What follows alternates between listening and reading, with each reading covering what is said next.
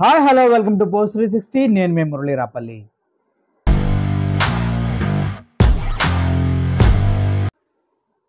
Hi hello welcome to post 360. నేను మీ మురళీ రాపల్లి.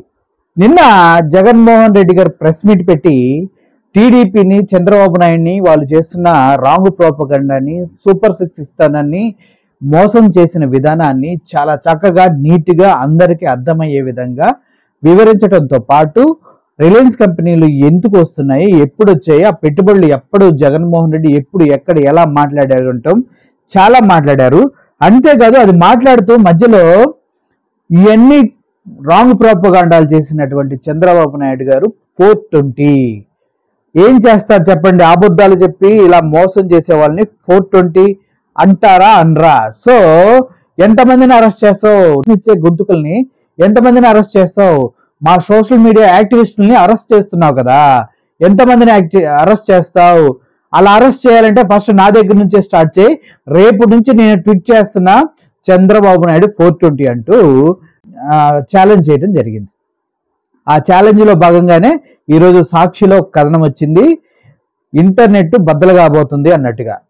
అంటే జగన్ పిలుపు మేరకు సోషల్ మీడియా బద్దలు కాబోతుంది అనేసి ఒక ఆర్టికల్ కూడా రావడం జరిగింది. అంతేకాదు ఆ తర్వాత మనం చూసుకున్నట్లయితే జగన్మోహన్ రెడ్డి గారు కూడా తన ట్వీట్ పెడతాం జరిగింది. అది ఏంటని చూసే ముందు, ఒక సిస్టంలో ఒక ఆర్గనైజ్డ్ క్రైమ్ జరిగితే బిఎన్ఎస్ 111 ప్రకారం అది కనుక ఒక ఆర్గనైజ్డ్ క్రైమ్ అయితే దానికి కొన్ని కేసులు ఉంటాయి. ఆ కేసు ఆర్గనైజ్డ్ క్రైమ్ అయితే దానికి బిఎన్ఎస్ 111 అనేసి ఒక యాక్ట్ ఉంది.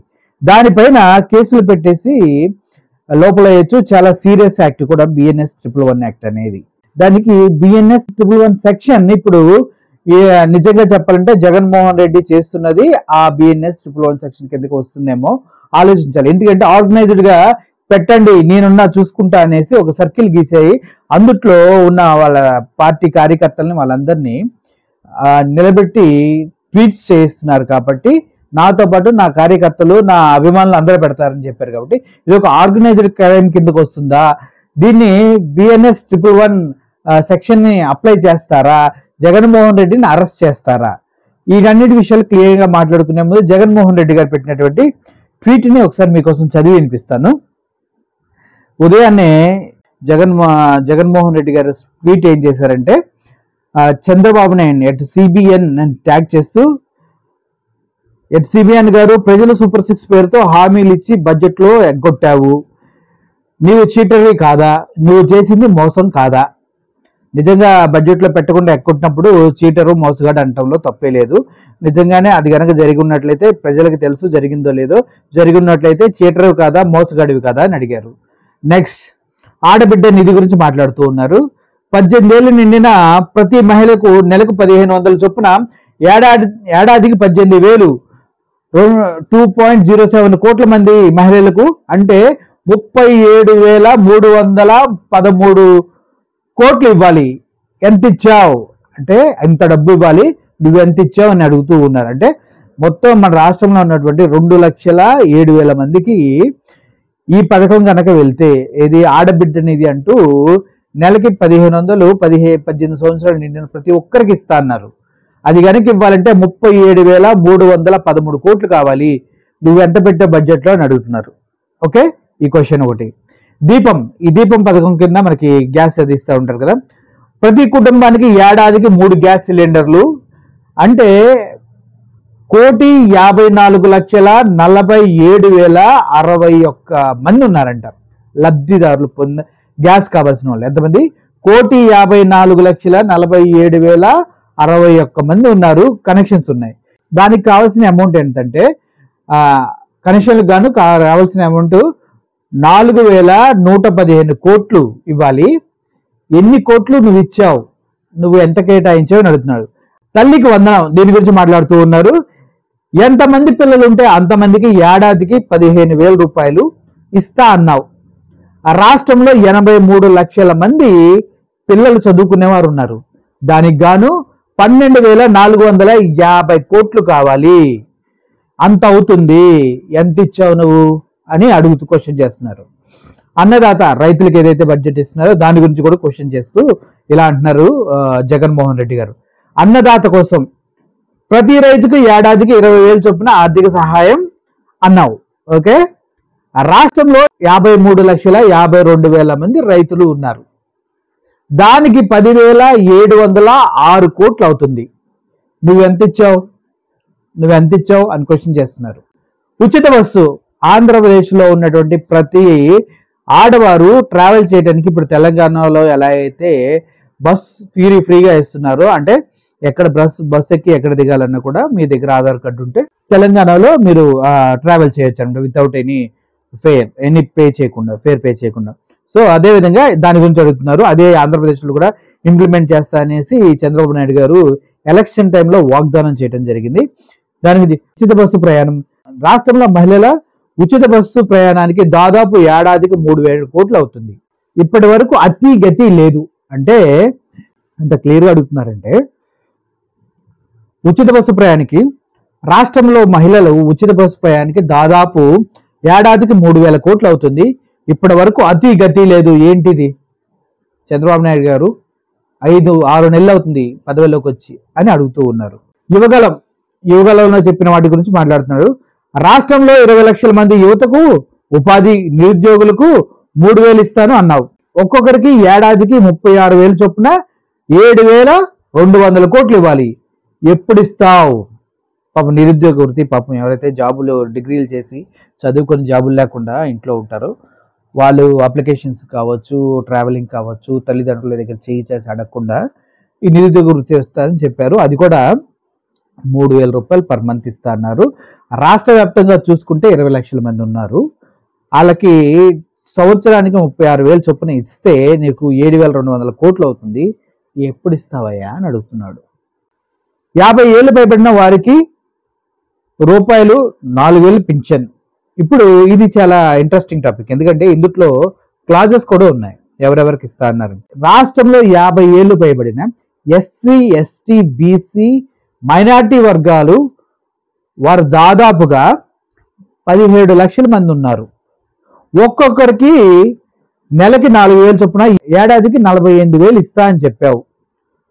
మొత్తం కలుపుకుంటే 8,116 కోట్లు కావాలి.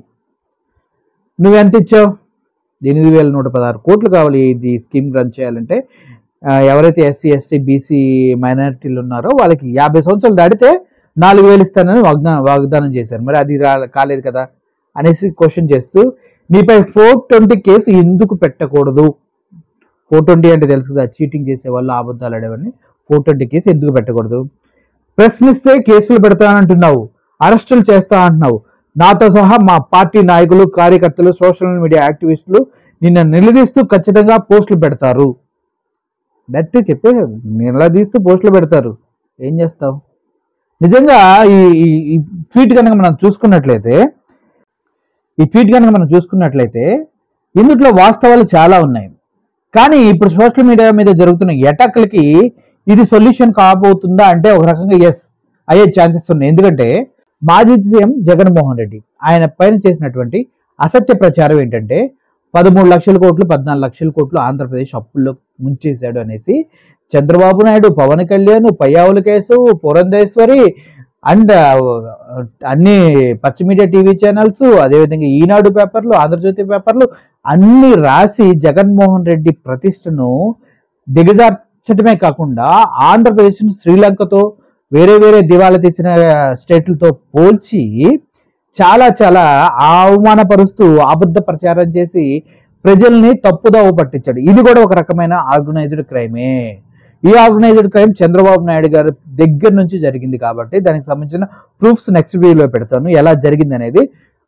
ఆ ఆర్గనైజ్డ్ క్రైమ్ జరిగింది కాబట్టి దాన్ని కూడా ఏదో BNS 111 సెక్షన్ కిందకి తీసుకెళ్లొచ్చు.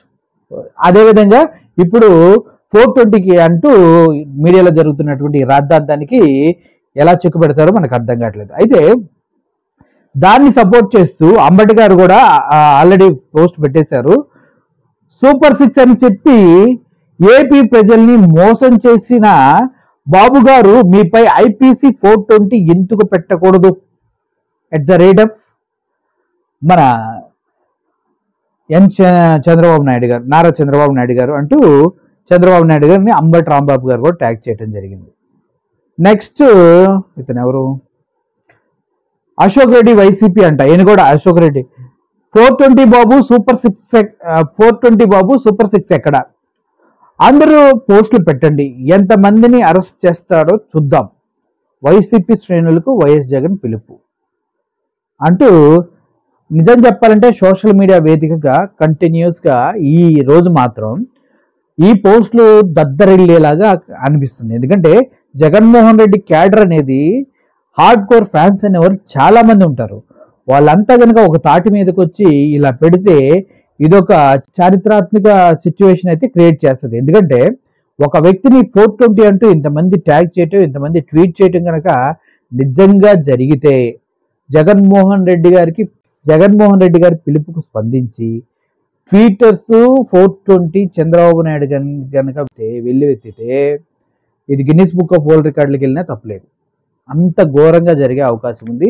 చూద్దాం ఈరోజు ఈవినింగ్కి ఏం జరుగుతుంది, ఎన్ని ట్వీట్స్ వస్తాయి, ఎంతమంది రెస్పాండ్ అవుతారు, ఎంతమంది వీడియో బైట్స్ రిలీజ్ చేస్తారు, దీనికి చంద్రబాబు నాయుడు గారు ఎంతమందిని అరెస్ట్ చేస్తారు, దీనికి బిఎన్ఎస్ 111 సెక్షన్ని అటాచ్ చేస్తారా, ఒకవేళ దీన్ని బిఎన్ఎస్ 111 సెక్షన్ కనుక ఈ యాక్ట్కి ఏదైతే సోషల్ మీడియాలో జరుగుతున్న వైసీపీ సోషల్ మీడియాలో జరుగుతున్న అన్నిటికి కనుక అప్లై చేయగలిగితే చంద్రబాబు నాయుడు గతంలో 13 లక్షల కోట్లు అంటూ అన్ని వ్యవస్థలను మేనేజ్ చేసుకుంటూ ఒక ఆర్గనైజ్డ్ క్రైమ్ లాగా రాంగ్ ప్రోపగాండా అని చేశారు కదా, దానిపైన కూడా బిఎన్ఎస్ 111 సెక్షన్ అనేది అప్లై చేయొచ్చా, అధికారంలో ఉన్నారు కాబట్టి అది చేయరా, ప్రతిపక్షంలో ఉన్న వాళ్ళపైన ఎన్ని రుద్దుతారా, బలహీనులపైనే ఇటువంటి సెక్షన్లన్నీ ప్రయోగిస్తారా అనేది మనకి ఈ 2-3 రోజుల్లో క్లియర్గా తెలిసిపోతుంది. ఏదేమైనప్పటికీ ప్రతి ఒక్క అప్డేట్ని మీకు ఇవ్వడానికి మేము సిద్ధంగా ఉన్నాం. Please do watch Post 360. I'm Murali signing off. Thank you so much.